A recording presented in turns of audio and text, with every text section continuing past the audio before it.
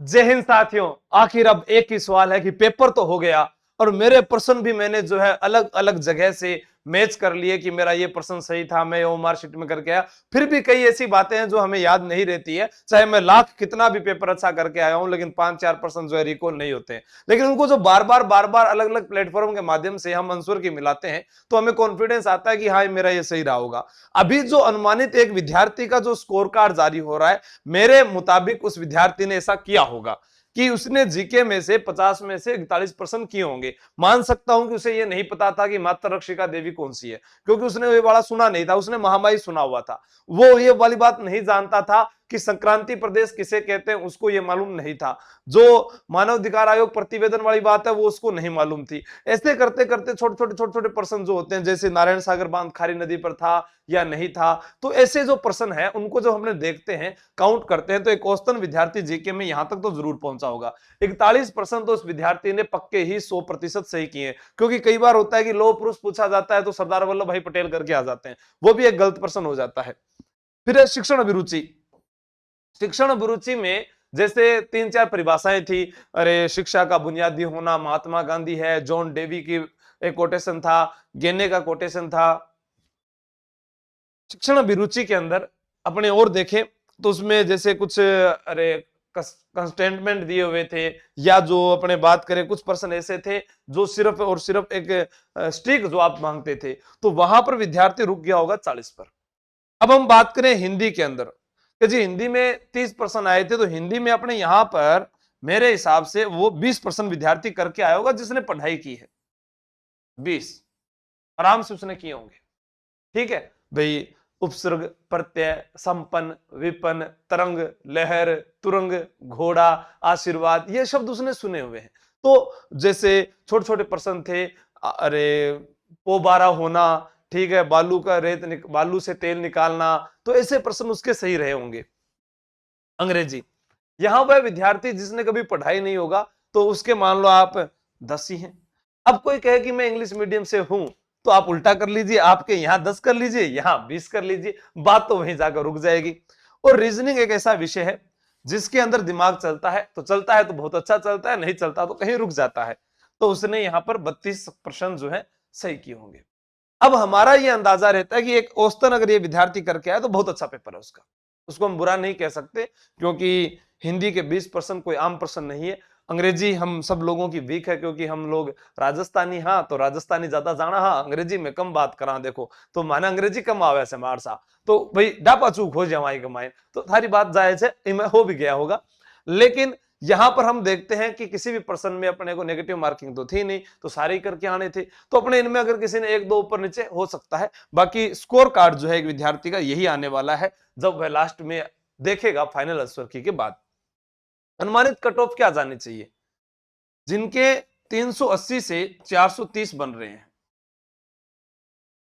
वे तो राजी हो जाओ, लेकिन हमें बीएसटीसी से खुश नहीं होना है कि बीएसटीसी में मेरा सिलेक्शन हो गया, मैं पीटीटी के बाद में बीएड में सिलेक्शन हो गया, मैंने सीईटी पास कर दी तो मेरा सिलेक्शन हो गया। नहीं, नौकरी का रिजल्ट जब फाइनल आएगा ना, उस दिन हमें खुश होना है। उससे पहले हमें लगातार किताबों को नहीं छोड़ना है, किसी ना किसी माध्यम से हमें पढ़ते रहना है। फिर है कि नहीं सर इतना नहीं हो सकता, तो अपने लो भाई, जिनको ज्यादा नंबर आ रहे हैं ना, जिनको ये कॉन्फिडेंस होता है, क्योंकि एक बार एग्जाम हॉल से निकलने के बाद सबको ये लगता है कि मेरा सही है, मेरा सही है, मेरा सही है। धीरे धीरे धीरे धीरे धीरे धीरे धीरे जैसे सीईटी के अंदर सब स्कोर बता रहे थे, लास्ट में आते आते वो 40 गुना में भी नहीं आ पाते हैं, 40% वाले में भी। ठीक है, तो यहां पर अपने लास्ट ईयर मान सकते हैं, तो ये तो रहेगी आपकी। फिर अपने बात करें कि रक्षाबंधन का पर्व आने वाला है, तो सबसे पहले उस सबको आपको हार्दिक शुभकामनाएं। और इस रक्षाबंधन पर आपको क्या करना है, आप लोगों के लिए अभी मैंने जैसे बीएसटीसी जादुई बेच था, वैसे ही आरएस एग्जाम का जादुई बेच चलाया है। आपने फॉर्म भरा होगा, आपके किसी दोस्त ने किसी रिश्तेदार ने फॉर्म भरा होगा, कुछ चीजें इसमें और अलग रहेगी जादुई बेच से। क्या रहेगी? जैसे संपूर्ण भारतीय इतिहास, भारतीय इतिहास में प्राचीन, मध्यकालीन, और मेरे पास में एक और आ गया आधुनिक।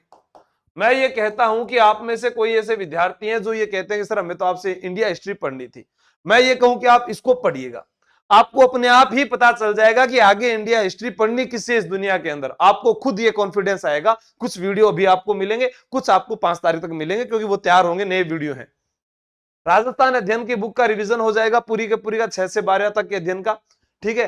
राजस्थान इतिहास, राज्य व्यवस्था, कला संस्कृति, भूगोल, पुराना डाटा भी मिलेगा और नया जो भी बदल चुके हैं जिले वो भी आ जाएगा। इसके अलावा इसके अंदर आपको जिला दर्शन की प्रश्नोत्तरी मिल जाएगी, जिला दर्शन प्रश्नोत्तरी, ताकि आप एक बार में ही सारे जिले क्लियर कर पाओ। इसमें बहुत कुछ है क्योंकि इस जादुई बैच का जो है वो 151 है, तो 151 में यानी 3 बार की मेहनत।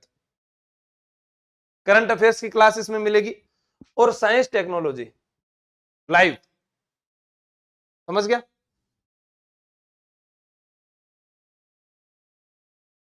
पिछला जादुई बैच का कमाल क्या रहा वो आप स्क्रीन पर देख सकते हैं। 2 दिन पहले ही सारे प्रश्न आपके एग्जाम हॉल में बैठे बैठे भूप सिंह गुर्जर, सिर्फ 2 दिन पहले की क्लासों में है ये सारे के सारे। महामाई माता, शीतला माता है यहाँ पर, अजमेर जीवन रेखा, नारायण सागर है, कुछ ना कुछ उनके साथ बताया गया था। कहीं ना कहीं कोई जोड़ था कि सालिम सिंह की हवेली कहां पर है।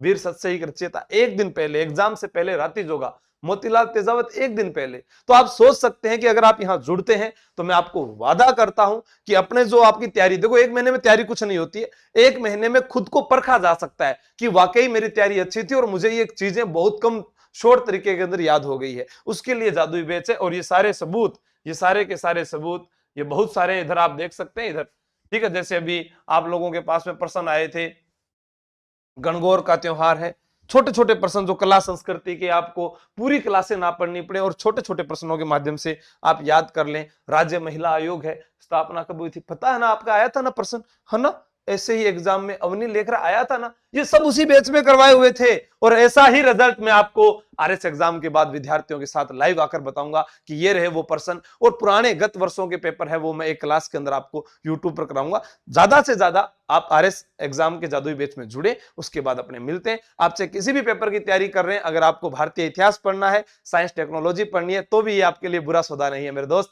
और रक्षाबंधन पर इससे बड़ा उपहार कोई नहीं होगा। अपनी बहन भाई जो भी हैं उनको आप जरूर दीजिएगा। धन्यवाद, जय हिंद, जय भारत। ये सारी टेलीग्राम पर मैंने आपको डाल दिए, आंसू जीके ट्रिक तैयारी कर लो, या जीके आंसू सर जो अपना प्लेटफॉर्म है आज इस पर। अगर आप नए विद्यार्थी हैं तो इसको सब्सक्राइब जरूर कर लेना, क्योंकि मेरी आगामी क्लासेस सारी यहीं पर मिलने वाली है। थैंक यू, जय हिंद, जय भारत।